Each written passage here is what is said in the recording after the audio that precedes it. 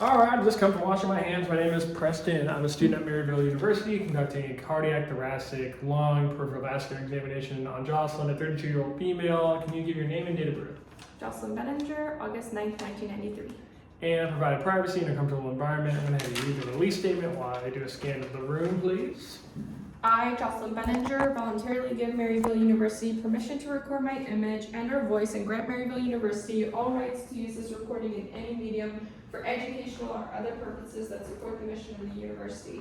I understand that the following information will be gathered by a Maryville University student as part of a course assignment. I give my express consent for this information gathering and physical assessment to be filmed and posted in the student's course shell for access by faculty and students at Maryville University. I further acknowledge that since the recording is for educational purposes only and the information is not meant to be diagnostic, therefore Maryville University, the faculty, staff, and students are not considered liable. The recording will be deleted by the student and any other devices as soon as it has been reviewed and graded by the instructor. Okay, we'll begin now. So I'm observing for rhythm, rate, and depth, which you normally wouldn't tell the patient because that could obscure the results, but for the purpose of the video, 12 per minute. Color is normal. Expansion is rise and fall is symmetric.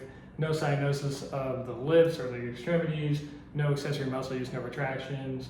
Effort of breathing is pretty minimal, so that's good. Anterior, posterior diameter as it relates to the lateral is shorter, which is a normal expected finding for that. I'm going to palpate the anterior chest.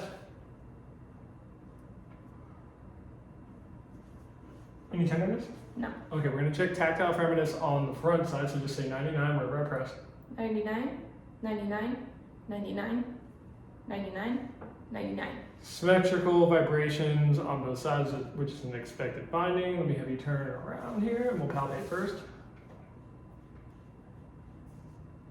Any tenderness? No. Okay, we're going to do the 99s again.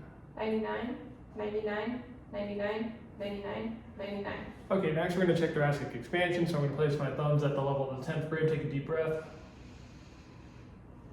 My thumbs separate symmetrically like this instead of like this, which could mean there's like a structural thing going on or some kind of other problem, but that didn't happen, so that's great. Next, we're going to percuss the chest on the anterior side.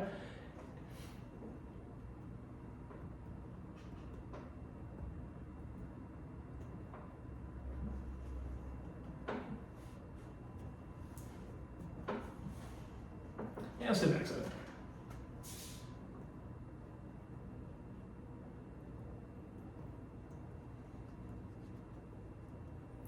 Okay, so we have resonant sounds throughout, which is normal, a little more dull over the breast tissue, which is normal in this case, dull over the bone of the scapula. Next, we're going to check diaphragmatic excursion, so I'm going to have you take a deep breath and hold.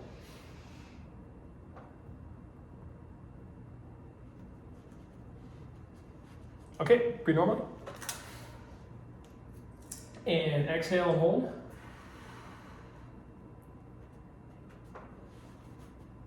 Right there.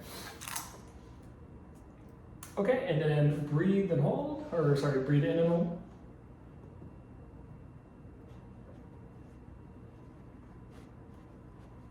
Okay, and breathe normally. And then exhale and hold. Right there. Okay, so what I was doing here is going from resonant to dull marking, dull to resonant marking on both sides, and the distance is about 3 to 5 centimeters on each, which is normal. So I'm going to turn around, and we're going to listen to the lungs. So just deep breath wherever I press.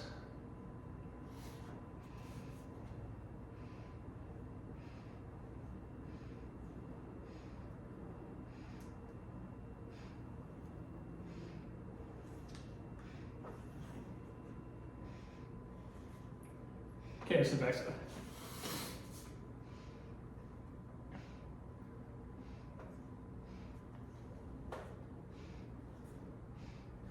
Okay, so vesicular breath sounds throughout, more bronchovesicular here where the bronchi are. Vesicular breath sounds are more dull in pitch, and inspiration is longer than expiration. No adventitious breath sounds heard like crackles, rhonchi, wheezes, rails, that sort of thing. So breath sounds are sounding good. We'll do some tests. We're gonna do agaphony first. I'm gonna have you say B wherever I put the stethoscope. Okay. B, B, B, B, B, B, Okay, sit back. B, B, B, B. Okay, and a positive finding, the E sound would change to A. That didn't happen in this case, which is good. So you're good as far as that test is concerned. Next, we're going to check bronchophony. So I'm going to have you do the 99 again wherever I press. 99, 99, 99, 99, Okay, sit back side. 99, 99, 99, 99. So same for this. You're good for this test. A positive finding would be like extra loud, extra clarity, which we're not hearing in this case, so that's a good thing. Last, we're going to do whisper ventriloquy, which is I'm going to have you whisper baseball.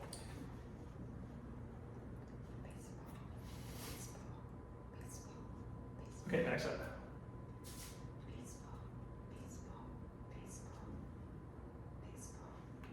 Okay, and you're good on that one too. So in this one, a positive finding would be if the baseball was like extra loud and super clear, and we're not hearing that. So your lungs overall are looking pretty good. We're gonna move on to cardiac. So since you're sitting here, I'm looking for jugular venous distension, which I don't see. Sitting up, which is normal. I'll palpate your carotid.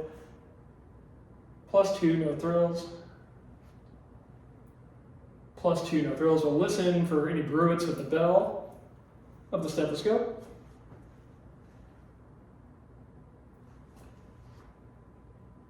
Okay, no bruits heard. So I'm gonna have you move over to the couch. I'll have you lay down and turn your head to the left while I'm getting this set up on the tripod, please. Okay.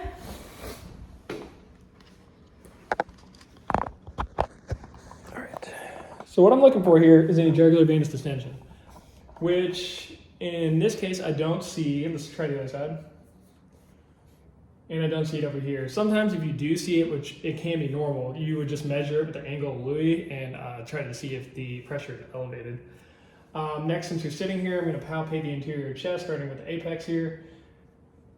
And then I'm going to move over to the left sternal border. I'm just going to work my way up. Any tenderness? No. Okay, and I'm ending at the base. I'm not feeling any crepitus, heaves, lifts, or thrills, so that's good. Then we're going to palpate the point of maximal impulse, which is 5th intercostal space, left mid-clavicular line here. Gentle and brief, which is good. I'm going to sit straight up. We're going to listen to the heart sounds. So in order, I'm going to listen with the diaphragm and the bell. Where we're going to listen is right second intercostal space, right sternal border for aortic, left second intercostal space, left sternal border for pulmonic. Erb's point is left third intercostal space, left sternal border, tricuspid, 4th and 5th left intercostal space, lower left sternal border, and the apex left 5th intercostal space, left mid-clavicular line. So we'll listen with both.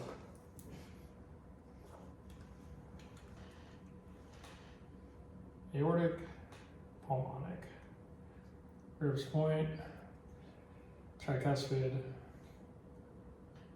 mitral.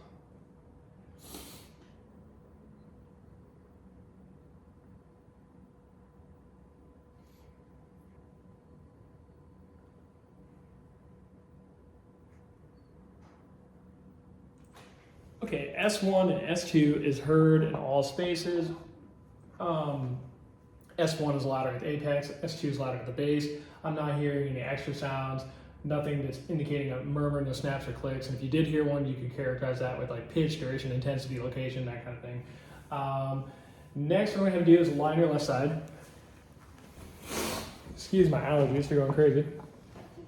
And I'm gonna have you lay a little more like on your left.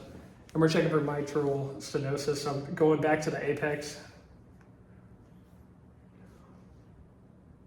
And I'm not hearing it. So I'm going to have you sit up, lean forward, and exhale. We're going to check for mitral regurgitation at the apex again. And I'm not hearing it. So next we're going to move on to the peripheral vascular again. So face me, please. Stick your arms out. We're going to check some pulses. We're going to do the radial, brachial. We're going to check the epitrochlear nodes. And then we're going to check the auxiliary. Okay, and then I'm going to have you lay down again. We're going to check the abdominal aorta, and I'm going to go just left the midline like this, which is gentle and brief, no pulsatile mass, pressing my fingers away, which could mean like an aneurysm. Next, I'm going to be looking, I'm going to check the superficial inguinal nodes. Then we're going to look at the legs. We're assessing for symmetry and size. Looks good. I don't see any obvious signs of edema. No redness, no varicosities, no ulcers. Hair is distributed evenly, so that's looking good. Next, we're going to check the femoral pulses. And then we're going to check the posterior, the popliteal. And then we'll do posterior tibial, dorsalis pedis on both. And then I'm just going to assess for temperature of the legs and the feet, which are symmetrical, warmer on the legs than they are on the feet. And then we're going to check for any tenderness or edema. Any tenderness that you're having? No, untenderness. Okay, good. And then what we're going to do is I'm going to have you sit up and we're going to do the Allen test. So I'm just going to have you clench like this, hold, open. I'm releasing one finger at a time and blood is rushing back in quickly. We'll do the same over here. Open. And the blood is coming back in, and that concludes the exam.